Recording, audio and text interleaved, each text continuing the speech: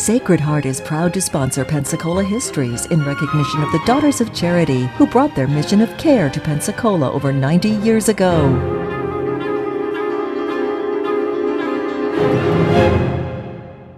Hello and welcome to our continuing story of Pensacola, North America's first place city. And in this series right now, we're talking about the evolution of county government.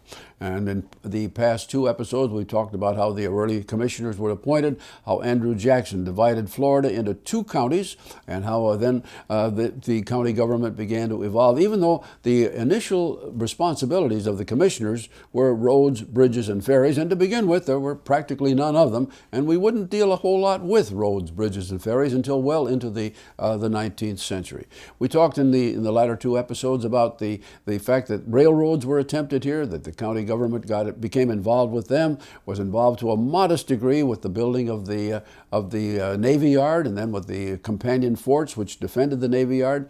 How the commissioners were involved, of course, when the state legislature decided to determine whether we would proceed and become a state. Well, when I said state legislature, that's wrong. The territorial legislature decided we'd take action to become a state, which we did in 1845. And of course, we then followed the lack of detail, but the story of the commission through the 1850s, when basically the entire fabric of politics in the entire country was beginning to fall apart. Now we come to the end of the war between the states. We have to recognize again two particular things. Number one, from the beginning, the county operated without a formal charter or document which was to direct how the commissioners were to act. And secondly, the original county which went from the western border to the Suwannee River, was quickly altered because other counties were formed. So the closest one to us, of course, was Santa Rosa County, and that came into being in 1842. But others like Gadsden County came into place even earlier than that, so that the broad responsibilities that the commissioners had at the beginning shrunk, and basically the job became that much easier. Well, at the end of the war between the states, here's where things stood. Number one, the old government house, which had been the headquarters for city and county government, had burned during the war. And as a result of that, the county and the city, they're both legislative bodies, decided that it was not practical to try and build new quarters. And so each one rented quarters. The city rented a set of offices up on top of a meat market on South Palafox Street. The county commission rented 3 stores on East Government Street, these buildings belonging to the Pfeiffer family. And things went along very nicely with that. The arrangement was good. The people didn't object to it too much. But then, of course, we come to the early part of the 1870s, when, for reasons I don't know, maybe it was the times that the area was becoming more prosperous with the coming of lumbering and fishing and so on. Perhaps it was that. But in any event, the Pfeiffer family raised the rent. And when that happened, it became a public issue. And surprisingly enough, the voters were very angry. And they went to the county commissioners and petitioned that something be done. This was just terrible. And so basically the county commission said, okay, we have never done this. We have never had a referendum of any kind in Escambia County, but now we'll let you make the choice. If you want to add another mill to your ad valorem tax bill, fine. We'll take that money and we'll put it in escrow over here, and when there's enough there, we will build a county courthouse. And the people, the property owners of the county said, yes, we will do that. And as a consequence, they went forward, and that tax was enacted. And it took 10 years before they had enough money to do it. But in the year 1845, the new courthouse was built, and it was a fixture downtown for the next 55 years. Now, as we enter the 1870s, things are beginning to happen, largely because the new industries had come here, and with the industries there was prosperity. The workers, more workers were required for work in the forests and the new lumber mills and the fishing fleets, and consequently there was a great need for building new houses. We have had, as we told in another episode, it was then that we began to establish new banks and savings and loan organizations, and at this point in time, the county commission was beginning to be more active too in things other than roads, bridges, and ferries. Now, the commission, elected in 1870, included these names. One was A.V. Carroll, second was A.J. Putnam, a third was C.M. Pierce. And all three of these men would have long records in public service. The fourth man was Elijah Zubulon. Now, Elijah deserves special mention. Elijah was a slave. Pre-war was a slave. He somehow or other found himself in the employ of the federal officials who were here, who taught him to read and write. And when the war was over, he was a very ambitious man, opened a small business, was successful, was elected first as a city councilman, and then became a county commissioner, and a little bit later even sat one term in the or in the state legislature. So Zubulon Elijah was the first African American that we have here who held public office, and certainly he deserves to be mentioned. Now, as we move into the 1870s, county government now begins to move into a new area. First of all, this is caused by the fact that we have a great many veterans here now who had been injured or were disabled in some way. And secondly, we have a growing number of war widows. And these cases are coming before the county commission, and who at that point in time had no mechanism whatsoever to help. And so basically, even though they were still paying most of their bills in scrip, not money, but scrip, the commissioners said, all right, we've got to do something. We've got to take care of these people. So they voted to find ways of getting a hold of $20,000. And they selected some county-owned property on what is today West Leonard Street, and they built what was known as the Poor Farm. The Poor Farm was basically just exactly that, a place where the injured veteran could go, or where the war widow could go and be cared for. They called it a poor farm because that's what it was. They had all the acreage around there to raise the crops that they needed, and of course all the domestic animals that they required as well. Now, just a couple of years later, the area was beset with one of those periodic yellow fever epidemics, and there were more and more cases being shifted here off of commercial vessels. Men who are seamen who were coming in on commercial vessels that were sick. And the question is, what are we going to do with them? We have no public hospital. And so basically the commissioner said, all right, we've got a poor farm over here. Let's build another building just down the road to take care of infectious diseases that have no place else to go. And so they built what became known as the Pest House.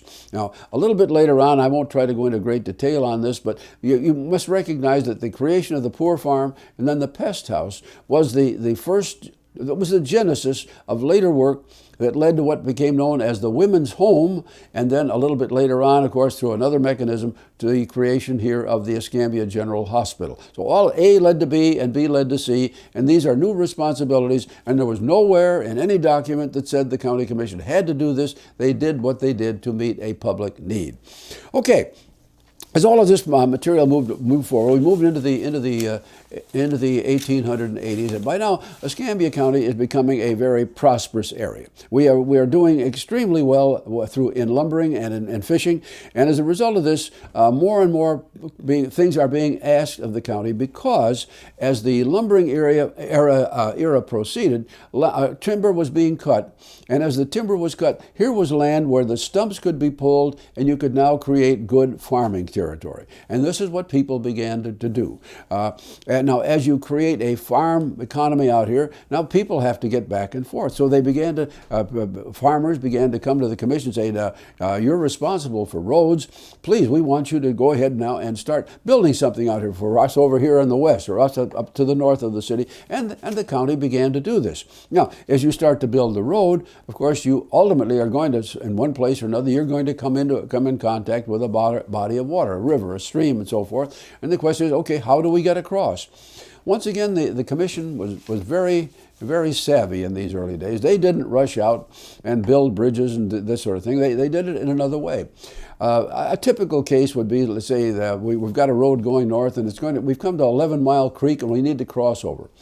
And so the commissioners would call upon Farmer Jones out in that area, who obviously has done well. He's got a little money. And they say to Mr. Jones, sir, if you will build and maintain a bridge across 11 Mile Creek, you will have our authorization, and you may charge a toll for everyone who crosses over. So much for a man on foot, and so much more for a person on horseback, so much for every cow or every pig that goes across. And this is the way bridges and then ferries were constructed all across the county for basically the next 25 years. And it worked.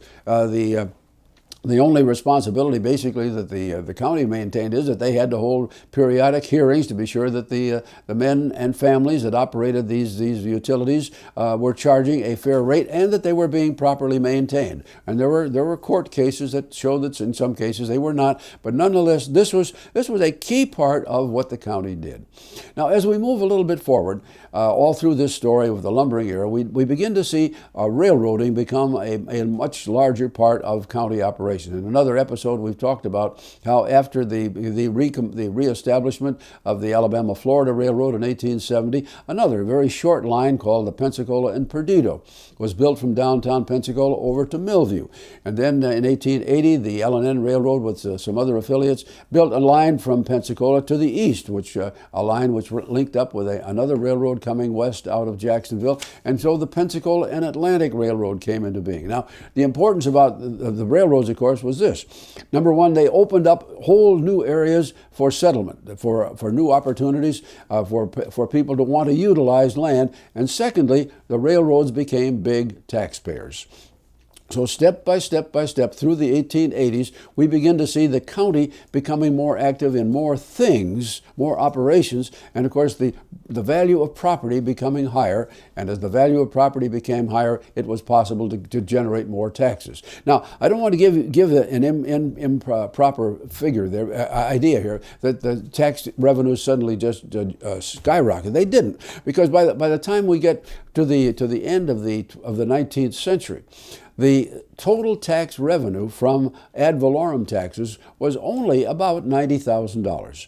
Now, the county got other money, of course, because they licensed certain operations. They licensed such things as bowling alleys and any place that serves spirituous liquors, things like that. They paid an annual fee, just as those within the city paid a fee, and that escalated it. But by the time we get into the early mid-1880s, another issue has come along that has generated a lot of money for the county, because it is in this period, once the original laws of the state are changed to take into consideration what had occurred during the Civil War. Now, of course, there was a question of who can vote. The African Americans who had been in slavery prior to that time, previously, of course, could not vote, but now they could.